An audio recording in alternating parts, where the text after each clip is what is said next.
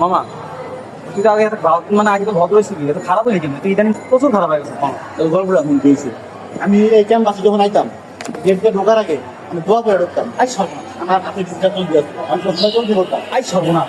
আমি আমার এলাকায় আমার পাড়া প্রতিবেশী আমার মহল্লার যে ভাড়া তো সুনাম আছে, অস্থির। আমার এলাকার মানুষ আমার এরকম আর শোনে। আই সর্বনাশ, আই সর্বনাশ, আমি মানুষের দিনের দাওয়াত দিতাম, ইসলামের দাওয়াত দিতাম, আমি তো নামাজের দাওয়াত দিতাম। আই সর্বনাশ, এই আমি খারাপ যে টানি মাথা